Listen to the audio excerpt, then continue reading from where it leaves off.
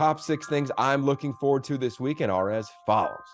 Let's start right here in Los Angeles. Number 7, USC at number 16, UCLA at the Rose Bowl, a sold-out Rose Bowl. Over 16,000 students will show up. And I'll be honest, I've coached in this game. There is nothing like this rivalry. Most of the players on this team grew up competing against one another. They're friends with one another. These two quarterbacks were both counselors at the Elite 11 quarterback camp over the summer. Everyone knows each other intimately. It makes this to be one of the most epic rivalries in sport, and there is a lot at stake. USC in the college football playoff, UCLA possibly going to the Rose Bowl in quite some time. How are they both going to get there? Well, for both of these teams, it starts with their quarterback, Caleb Williams, Dorian Thompson-Robinson. Heisman candidate Caleb Williams, and we'll see what happens with DTR if he can go off in these last 2, maybe even 3 games. For USC, they went out. I think they're in the playoff, and of course, they're in Las Vegas if they win this game. For UCLA, if they win, they need some help late into the night and possibly into next weekend. But bottom line, we've got a great game. Now, both of these quarterbacks can be superhuman, but luckily for UCLA, it's not just Dorian Thompson-Robinson. They also have Zach Charbonnet, I think the top running back in the Pac-12, and I think one of the top, if not the top running back in America. He can do it all. On the flip side, Travis Dye, who was that for Caleb Williams, will no longer play this season due to an injury over the weekend against Colorado. So who steps up? Well, they got depth. Austin Jones, the Stanford transfer. Raleek Brown, the true freshman, who I think is the most explosive player on the field Saturday, and pretty much every Saturday when he goes on the field. And possibly even Darwin Barlow will get some play, short yardage, goal line. He's a heavy downhill type back. But the good news for USC is they're getting healthy everywhere. Their offensive line seemingly will be its strongest. Jordan Addison, Mario Williams, anticipate them being at full strength. And the key to the game, to me, is Eric Gentry. At 6'6", with a 7'6.25" wingspan and middle linebacker, he's going to have to impact the zone read, RPO game, everything that Dorian Thompson-Robinson and Jake Bobo and company love to do in between the hashes. I put my eyes there all game long. Bottom line, we've got Chip Kelly, Lincoln Riley, LA, Hollywood, a ton at stake. What else could you ask for on a Saturday? The second thing I'm most looking forward to this weekend is probably what you are as well. It's Utah, number 10 Utah, going up to face number 12 Oregon in Autzen Stadium. It's going to be crazy. Senior day, Bo Nix. We know the stories around this team. Well, how are they going to write their story coming off their first conference loss? Tune in for that. To me, a huge part of that is the health of not only Bo Nix, I'd anticipate him going, but this offensive line. Alex Forsythe, I think he's an All-American center. Ryan Walk, he was the backup center, also played a lot on that offensive line. How do they manage possibly the loss of one of those, if not 2 of those players, or if they're not at full strength? Because they're going up against one of the, if not the top defensive line in the Pac-12. Junior Tafuna is an absolute beast. Jonah Ellis is going to be the next great one at Utah. And these 3 linebackers, Lander Barton, Karene Reed, Mo Diabate, they're playing their best football right now. So how will Oregon deal with that? Well, Utah's going to have to deal with that too, because Kenny Dillingham, up for the top assistant in the country, he will make life extremely challenging for the eyes of Utah's defense. So Cole Bishop, Clark Phillips and company, they're going to have to be extremely disciplined going up against Troy Franklin, these litany of running backs, the tight ends, all the weapons that Oregon has. On the flip side, here we go with Utah.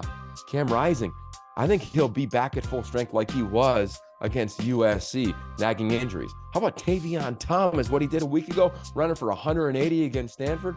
This is a guy who was everything last year, first team all Pac-12 player, and his legs are fresh. So does Utah try to run the football a lot, set up the play action game with Dalton Kincaid, Devon Bailey? Bottom line, this one will come down to the last few minutes. 2 heavyweights, 2 teams that have big time postseason aspirations. And for Kyle Whittingham and Dan Lanning, what a stage for both of their teams. Number 3, it's where Ashley Adamson and our Pac-12 Networks crew will be on Saturday. It's the big game and the 125th anniversary of the big game, the 40th anniversary of the play. You know exactly what I'm talking about. The band is on the field. The band is on the field. It's going to be an electric environment. Sounds like there's not many, if any, tickets left. There's going to be a statue unveiling heading into the game. There's just a lot of pomp, pageantry, circumstance around this game, and there should be. challenge for this game is both of these teams have not had this season that both of them had hoped. Justin Wilcox and Cal struggling in offense. They make changes on their offensive staff after their game against Oregon State last weekend. Stanford, it was tight against Utah on the road, 14-7 in the third. But they couldn't keep it together, couldn't find a way to put points on the board. They're going to have to. And I anticipate Tanner McKee and Jack Plummer both taking shots down the field because both of these offenses have weapons on the outside. So how do they protect? How do these defenses attack the quarterbacks? How do they try to pressure the quarterbacks? That will be the dance between Justin Wilcox and his staff, new offensive staff calling plays, and David Shaw and his staff, who has loved to be aggressive in the back half of this season. I expect the same, and I expect this big game and the axe to come down again. The final few plays, and someone will have an opportunity to put their name in the history books, and who knows, maybe even get a statue 40 years from now. Number 4 for me kicks off your Saturday on the Pac-12 Networks. It's Washington State, bowl eligible Washington State, going out of Tucson to play Arizona and Jed Fish, who need to win out in their final 2 to become bowl eligible. So yes, there are a lot of stakes in this game. There's also seemingly a lot of drama in this game. We know the deal.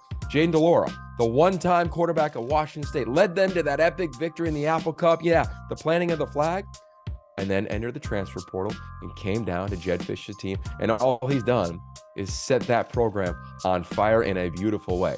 Coming off the biggest win in the Jed Fish era against a ranked UCLA team on the road, where Jayden de Laura simply willed his team to win. On the flip side, they also have a transfer quarterback in Cameron Ward. Cameron Ward is as talented as anybody in this league, and he's found his way over the last couple games. This offense has settled in.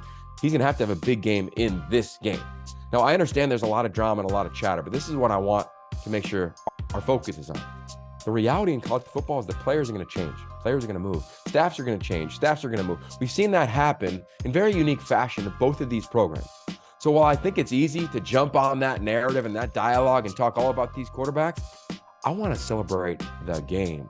I want to celebrate the talent that Jayden de Laura and his wide receivers have. I want to celebrate this defense for Johnny Nance that has come up huge with a big stop against UCLA. And then on the flip side for Jake Dickert, his defense, his edges, R.J. Stone, Ron Stone Jr., Brennan Jackson, this linebacking core, they're playing with incredible intensity, ferocity, athleticism. They will make life challenging. And on the flip side, we finally have their running back in Nakia Watson. Receivers been making plays for Washington State. So bottom line, yes, there's some drama, but there's also some talent. And I think this game is going to be a talented one that will come down to the very end and maybe even a drive by Jayden de Laura. How about that?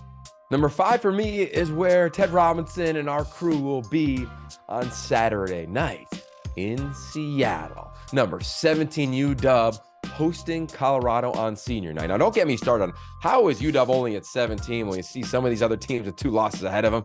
Tune into the game. You can hear our argument on that.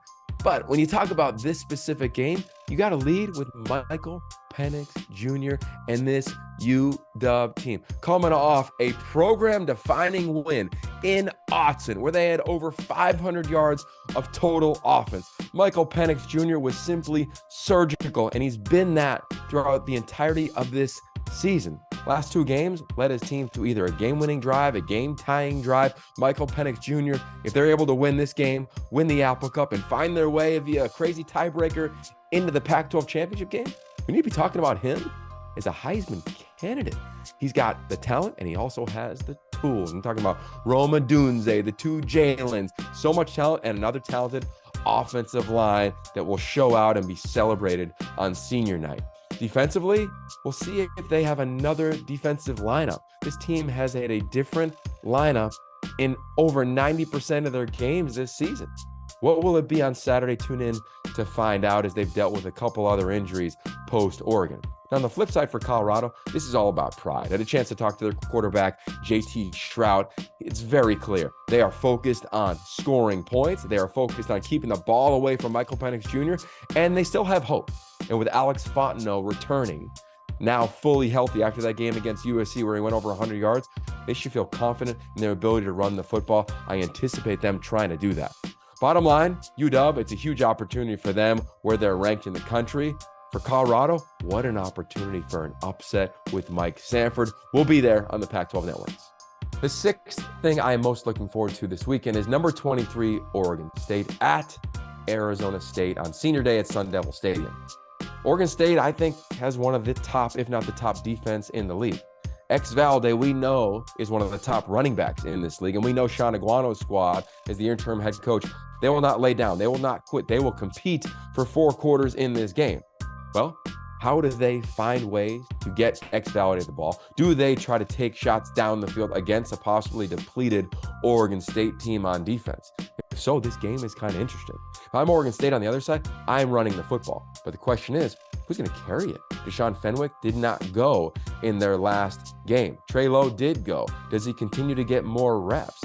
Damian Martinez, how many reps does he get as the lead running back? We've seen this team have to deal with injuries at the running back and fullback position, of course, with Jack Coletto, and even on the offensive line. So for Oregon State, to me, they just got to stick to their DNA. It's a culture game for Jonathan Smith. Have guys, because they have depth, just elevate, run the football, control the clock, see if you can get out of there with another win. And for Arizona State, this one's all about pride. Stay tuned. We don't know who's going to be playing quarterback for them, but it will make this game intriguing, whether it's Trenton Bourguet or Emory Jones.